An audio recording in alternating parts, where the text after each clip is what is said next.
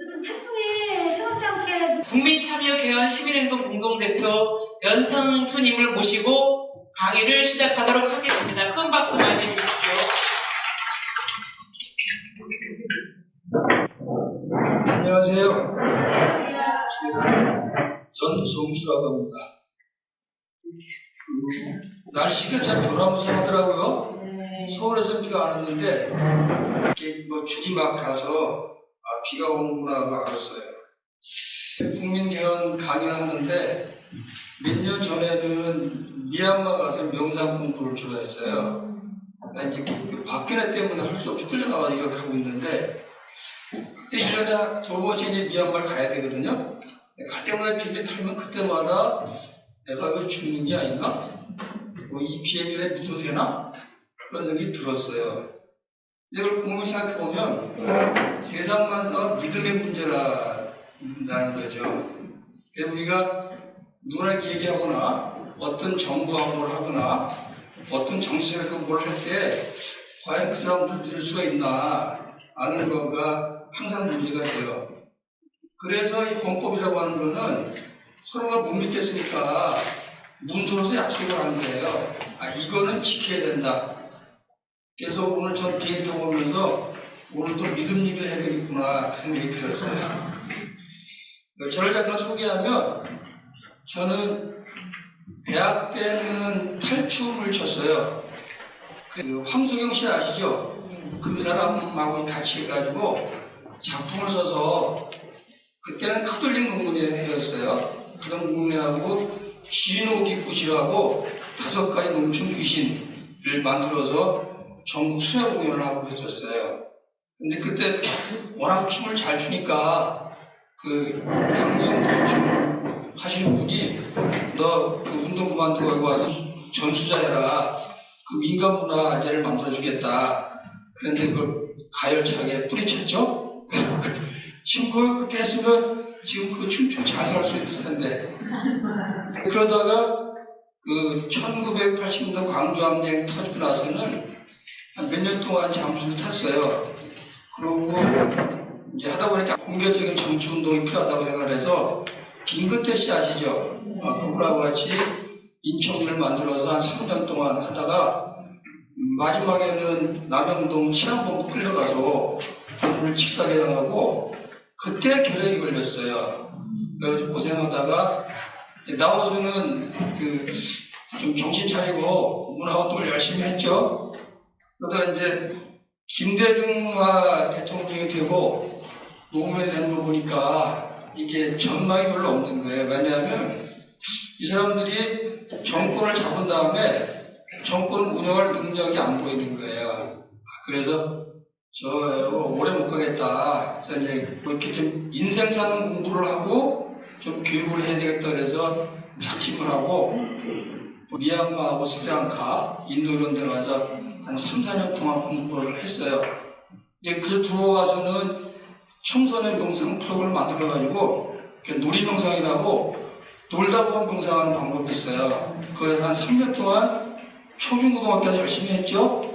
그거 이제 잘 자리를 잡아가고 있는데 박근혜가 뻘짓해서 할 수 없이 나와서 이제 하다 보니까 여기까지 오게 됐어요. 지금은 제가 이제 주로 하는 일이 국민들과 함께 법안을 만드는 거, 그걸 주로 해요. 오늘처럼 소개하실 국민개헌안은 여러분 같은 농민들, 노동자들, 도시 빈민들 이런 분들하고 만나서 계속 토론하고 얘기하고 정리해서 그 안을 만든 거예요. 그게 한 2년 정도 걸렸어요. 거기다 이제 정당에서 만든 거, 시민단체에서 만든 거, 그걸 다 종합해가지고 내년쯤 되면 잘하면 개헌될 수가 있거든요. 내년 3월 1일이 상경은 100주년이에요. 그 100주년 때 맞춰서 국민개헌을 발표할 거예요. 오늘 들으시면서 여기 농민 관련 조항도 괜찮고 여러분들이 이 안보다 더 좋은 안이 있다고 얘기하시면 얼른 얘기해 주시면 돼요. 그럼 그걸 제가 정리했다가 바꿔서 하면 되는 거죠. 자, 오늘 제가 얘기할 거는 그 헌법 얘기인데 그 헌법 하면 좀 복잡하고 어려울 것 같지 않아요? 그 헌법 책이 두께가 얼마나 될 것 같아요? 대개 헌법책 그러면 이렇게 두껍다고 생각해요. 근데 헌법책 하면은 요거 있죠. 이게 세개 헌법을 비교한 거예요. 연회헌법, 그 다음에 대통령 발의안, 국민기원을 다 비교한 건데 이 정도밖에 안 돼요. 그걸 줄이면 손바닥만 해요. 요만하게 돼가지고 그 손바닥 헌법 제가 보셨죠? 그거 제가 처음 시작을 했어요. 그래서 요만한 책을 갖고 다니다가 만약 공무원들이 뻘짓하면 그걸 딱 꺼내놓고 여기 이렇게 써있다. 이렇게 할 수도 있거든요. 아주 작아요, 헌법책이. 이제 유럽 같은 예를 들면 독일 같은 경우는 그 헌법책을 어릴 때부터 가르쳐요. 그리고 각 집안마다 한 권씩 비치하게 해요. 프랑스 같은 경우는 그 갖고 다니다가 공무원이 이상한 짓 하죠? 그럼 그걸 바로 꺼내요. 이렇게 펼쳐놓고 여기 인권을 존중한다고 써있지 않느냐. 그런데 왜 그러냐. 그럼 공무원들이 꼼짝을 못하는데요. 그래서 헌법은 그냥 처방하는 법전이 아니고 우리 실생활에 도움되는 거예요. 저랑 이제 오늘 하시면 헌법을 알면 내 삶이 바뀝니다. 오늘 얘기할 내용은 처음에 헌법의 의의 역할, 헌법의 기본 원리, 헌정사, 대통령 발의하는 국민한 개헌의 비교 수정, 토론 이렇게 했는데 토론 못한다고 하니까 빼고 저거를 중심으로 간단하게 할게요. 이거 보이시죠? 이게 뭐예요? 예, 소회장인데 서울 강북구의 소회장이에요. 근데 이게 다른 데 없는 게 하나 있어요. 이 상경은. 여긴 다른 데 없는 헌법이 하나 있어요. 저희가 발의해서 집어넣은 건데, 처음 위안부 할머니들의 인권 관련된 조항이 있어서 모든 사람은 행복을 추구할 권리가 있다. 모든 인간은 존엄과 가치를 가진다. 그런 내용이 적혀져 있어요. 헌법 퀴즈 하나 낼게요. 그래서 독재자들이 정권을 탈취하면 바로 헌법을 바꿔요. 왜 헌법을 바꾸죠? 1번 국가의 치부법이므로, 2번 헌법을 따라 국가를 운영해야 정상국가 취급을 함으로, 3번 국민에 의한 국가권력 통제 방법을 명확히 규정하려고, 4번 국민의 기본권 보장을 명확히 규정하려고. 어느 거예요? 3번. 네? 3번. 4번이요? 3번자가 국민에 의한 국가 권력 통제 방법을 명확히 규정하려고. 이렇게 할 리가 없잖아요. 2번. 국가 취급법으로. 2번. 자, 민주주의 국가는 투표를 결정하는 거예요. 1번 손 들어보세요. 1번. 2번. 3번. 4번. 1번, 2번이 팽팽해서 답은 나중에 알려드릴게요. 3, 4번은 아니 확실하죠? 자, 그 답은 2번이에요. 2번. 헌법 따라 국가를 운영해야 정상국가로 취급함으로, 헌법에 따라 운영하지 않으면 그건 불량 국가를 취급해요. 그런 북한 보고 그런 걸 입헌주의라 그래요. 헌법에 입각해서 통치한다. 입헌주의예요.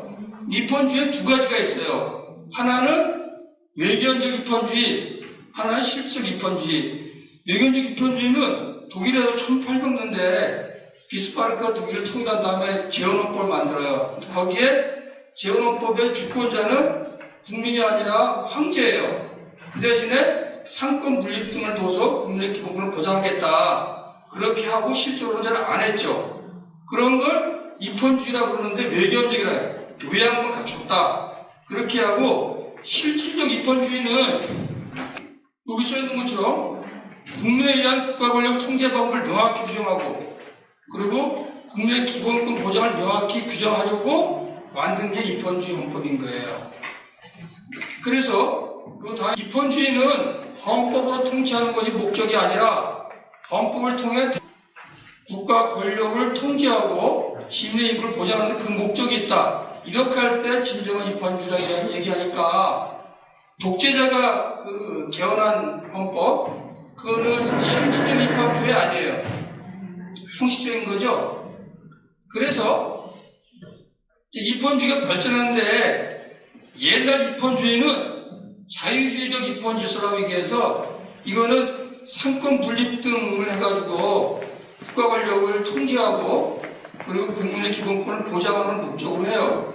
근데 여기서 주로 자유를 많이 보장해 주기 때문에 이 빈부격차가 막 심하고 돈 가진 사람하고는 차이가 많은데 자유를 왕창 보장해 주면 누가 제일 유리해요? 네?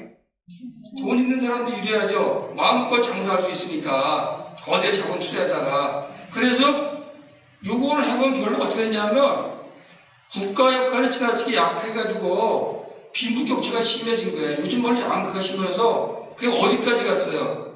그게 사회주의 혁명까지 간 거예요. 그러니까 못 사는 사람은 문제가 아니라 잘 사는 부자들도 다 정말 죽는 거죠. 그래서 국민의 생존권과 국민의 인간다운 생활을 최소한 보장해 주는 거를 만들었어요. 그게 복지국가 개념이에요. 복지국가는 우리 열심히 싸워서 만들어진 것도 있지만 또 한편으로는 가진 자들이 자기 살려니까 적당히 양보하게 만들어진 게 복지국가예요. 근데 지금은 자유주의 국가 있죠? 그것만 해서 유지되는 나라는 세상에 별로 없어요. 자, 그래서 헌법을 간단하게 정리해보면 헌법은 제일 첫 번째가 국가기관, 통치기관의 조직과 작용을 규정하는 거예요. 그거는 전 근대헌법이라고 그래요. 아주 옛날 거. 근데 근대헌법은 프랑스 연금 당시 있죠? 그때는 그 부르주아들이 벌은 재산을 지키는 게 중요해서 주로 자유를 많이 주장을 해요. 내 거 내가 지킨다. 내 돈 내 마음대로 쓴다. 그렇게 해서 근대헌법을 주장하는 게 뭐냐면 국민의 기본권, 자유, 언론, 특히 재산권 그걸 보장을 하기 위해서 상권 분립 등을 해가지고 국가를 통제하는 거 이게 주목적이죠. 그 자본가들은 자기 가진 게 많으니까 국가가 통제 많이 안 하면 좋겠죠. 그래서 그런 국가를 야경국가라고 해요. 적당히 경찰들이 싸움만 뜯어 말리고 밤에 지켜주고 그런 것만 하는 그 야경국가예요. 그렇게 하다 보니까 아까 뭐가 생긴다고 그랬어요. 양수가 심해져가지고 못 살게 되는 거죠. 그래서 현대 국가는 이렇게 바뀌어요. 민생복지, 사회국가, 보통 말로는 그냥 복지국가라고 해요. 근데 지금 원래 정확한 말로는 사회국가라고 해요. 민생복지를 추구하는 사회적 국가다. 그런 게 현대 헌법이에요. 자, 그러면 지금 우리나라 헌법은 저 중에서 어디에 속하는 것 같아요? 우리나라 헌법이. 그럼 우린 다 1800년에 살고 있는 거예요? 독재주의가 만든 헌법 1번이죠? 그 다음에 지금 우리나라 헌법은 저 중에 2번에 3번이에요. 이것도 투표를 합시다. 자, 2번 손 들어보세요. 2번. 네, 3번. 3번 손 들어보세요. 이것도 비등비등하네요. 네. 그럼 이것도 나중에 합시다. 저는 이제 강의할 때 그 중고등학교 입시 교과서를 많이 써요. 그게 제일 보편적이거든요. 이게 고등학교 사회교과서 나오는 거예요. 우리는 헌법의 특징을 얘기할 때 국민이 주인이다. 자유와 민주주의를 지킨다. 사회복지 원리가 있다. 국제평화를 지킨다. 평화통일을 지향한다. 문화국가 원리다. 이렇게 돼 있어요. 그다음 자유민주주의도 아시죠? 사회복지국가의 원리가 헌법에 들어가 있어요. 저게 고등학교 교과서 시험 답안지예요. 자, 다시 보시면 국민이 주인이다. 자유와 민주주의를 지킨다. 사회복지국가 원리를 지킨다. 국제평화를 지킨다. 평화통일을 지향한다. 문화국가를 지향한다. 이렇게 되어 있으니까 우리 헌법은 현대헌법이에요? 근대헌법이에요? 현대헌법이죠? 헌법상으로 그렇게 되어 있어요. 그리고 그거를 독재자가 안 지켜도 그렇지 저걸 잘 지켜왔으면 지금 잘 살 수 있어요. 1948년도에 지원헌법 만들어졌죠. 지원헌법은 사실은 제주 4.3 항쟁과 관련이 깊어요. 지원헌법에는 상당히 민중을 생각하는 내용이 많이 들어가 있어요. 그러니까 지원헌법은 여기서 볼 때 근대헌법인 것 같아요? 현대헌법인 것 같아요? 지원헌법은 잘 안 읽겠지만 현대헌법의 모범답안과 비슷해요. 나중에 기회 있으면 읽어보시면 되는데 그 유진호 박사라는 사람 있죠. 초안방 사람. 그 사람이 친일파였어요. 초기에는 사회운동을 하다가 나중에는 친행각을 해요. 그래서 그 보수주의자였던 이 사람이 그 사람이 그걸 기초한 거예요. 근데 기초할 때 뭘 토대로 했냐면 대한민국 임시완정하고 건국강령이라고 1940년대에 한국을 독립시키면 어떻게 나를 운영하겠다고 써놓은 문서가 있어요. 이게 건국강령이에요. 그 건국강을 토대로 해서 초안을 만들었기 때문에 굉장히 잘 돼 있어요. 개헌헌법은 모든 국민들의 생활을 균등하게 향상시키기 위해서 정치적 민주주의와 사회경제적 민주를 동시에 추구한다고 되어 있어요. 그래서 아예 대목에다가 제일 큰 대목은 뭐냐 하면 모든 국민의 균등한 생활 향상을 위해서 그게 목표예요. 그렇게 하기 위해서 정치적으로 민주를 해야 되고 경제적으로 사회적으로 민주를 한다. 그건 지금 얘기하면 경제민주화 조항 그걸 얘기하는 거죠. 이제 지금부터 다시 이제 질문할게요. 대한 국민이 5천만 우리 교회가 추구해온 국가체계는 1번 자유민주주의 국가체계다. 2번 사회주의 국가체계다. 3번 민생복지사회국가체계다. 어느 면 우리나라는 자유민주주의 국가체계다. 자, 사회주의 국가체계다. 3번 민생복지국가체계다. 자, 이것도 투표할까? 1번 손 들어보세요. 1번 2번 이거 한 명도 없네. 네. 아, 내가 보니까 2번은 말 안 하고 2번 그런 것 같아. 3번 네, 3번 이거 평평하네요. 자, 그럼 힌트. 대한국민의 추구해온 경제 시스템은 자유경쟁 시장 시스템이다. 통제경제다. 사회적 시장경제다. 어떤 거예요? 자유경제? 그럼 또 다른 힌트. 대한민국의 지향 정치체계는 대의제다, 직접민주제다, 혼합민주제다. 네? 손 들어보세요. 대의, 힘차게. 직접민주 없다. 혼합. 네, 이것도 평평하네요.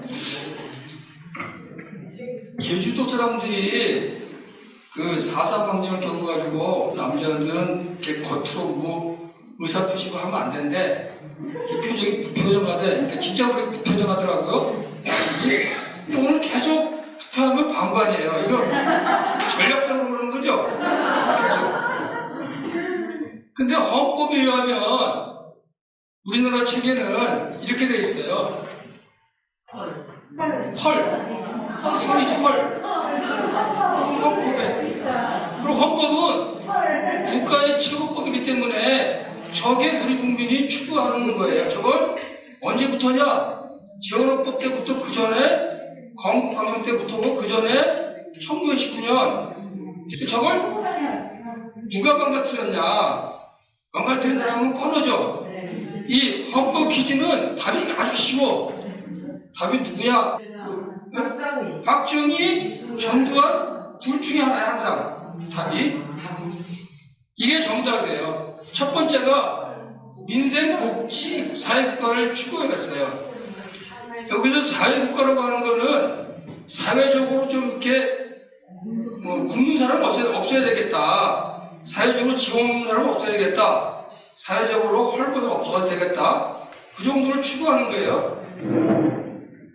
어쨌든 우리가 지향하는 거는 민생복지 사회국가예요. 저거의 대표적인 나라가 프랑스하고 독일이에요. 프랑스하고 독일은 헌법에 딱 되어 있어요. 프랑스 공화국은 사회국가다. 거기는 사회민주주의라고 해요. 사회민주국가다. 독일도 독일 연방공화국은 사회국가다. 이렇게 딱 명시해놨어요. 아예. 근데 그 사회국가는 사회주국가가 아니라 사회복지를 지향하는 국가를 얘기하는 거예요. 자, 그 다음에 시장경제가 어떻게 돼요? 자유시장경제다? 자유시장경제면 여러분 쌀값 정해지지 않죠? 쌀값은 국가가 정하죠. 그건 국가가 통제하는 거예요. 제주도에도 대형마트들이 있죠. 이마트던데 한 달에 한 번 쉬게 되어 있잖아요. 근데 이게 자유시장 경제는 그렇게 못해요, 강제로. 그래서 그놈들이 한 번은 헌법소원을 냈어요. 왜 자유주의 국가에서 영업을 방해하냐 그랬더니 헌법재판소 어떻게 판결했어요? 그거는 대다수 국민의 동의에 위반되기 때문에 안 된다. 그렇게 그거를 얘기할 때 시장 경제를 하지만 사회적인 거를 깨져도 안 된다. 그렇게 해서 사회적 시장 경제가 추구하는 게 우리가 하고 있는 거예요. 자, 그 다음에 정치체제는 혼합민주라고 하는 거는 대의제하고 직접민을 합친 거예요. 우리나라 헌법에 직접민투표, 그러니까 중요한 사항은 국민이 결정하죠. 근데 그 대통령만 그걸 붙일 수가 있죠. 그러니까 반쪽짜리인 거죠. 그 다음에 국민소환제 있죠. 국민소환제가 지원헌법도 있었어요. 어떻게 됐냐면 그 부정부패를 저지른 공무원들은 파면을 청구할 수 있다고 되어 있어요. 헌법에. 그러니까 공무원 파면 청구권이면 국민소환제가 같은 거예요. 그 다음에 헌법 발안제가 이승만 때 만들어가지고 박정희 유신헌법만이 전까지 18년 28일 동안 있었어요. 18년 20일 동안 국민의 일정수가 서명하면 그걸 모아서 개헌을 요구할 수 있는 헌법 발의제가 있었어요. 근데 우리는 이렇게 세 가지를 추구하고 있는 거예요. 한번 읽어보세요. 첫 번째가 이거 되면 엄청 좋겠죠. 두 번째 그럼 여러분이 주장하시는 농민 기본소득제가 되는 거예요. 그 다음에 그 아주 그 말썽꾸러기를 끌어내릴 수 있는 힘이 생기는 거죠. 저게 내가 주장하는 게 아니라 우리 5천만 교회가 지금까지 지향해 온 거예요. 지향. 그리고 실제로 하겠다고 헌법에 써왔던 거예요. 근데 지금까지 국가 운영은 공정하고 정의로웠나? 그렇지 않죠. 그래서 이렇게 운동대에 기울어져 있죠. 이게 이렇게 되어 있는 건데 제가 이렇게 올렸어요. 저 기울기가 한 몇 도쯤 기울어지게 우리 사회인 것 같아요. 이 기울기가. 저게 몇 도쯤 되면 살만할 것 같아요. 그럼 욕심은 큰 거고. 솔직하게 지금 몇 도쯤 되면 살 것 같아요. 15도? 마이너스는 또 좋죠. 저게 실제로 계산해보니까 10도 정도 기울어져 있어요. 현재 기울기가. 그 근거는 뭐냐면 우리는 상위 10%의 사람들이 전체 가치의 66%를 갖고 있어요. 그걸 이제 그러면 10 곱하기 60을 곱하고 90 곱하기 34를 곱하면 한 80도 정도에서 90도 사이로 이제 기울어져 있는 거예요. 그러니까 완전히 절벽서 경제하는 거죠. 그러니까 서민들이 아무 노력해봐야 잘 살 수가 없는 거죠. 농민들이 아무 소리 질러봐야 잘 살 수가 없는 거예요. 그러니까 저걸 바꿔야 돼요. 저 운동장을. 저걸 바꾸는 게 뭐라고요?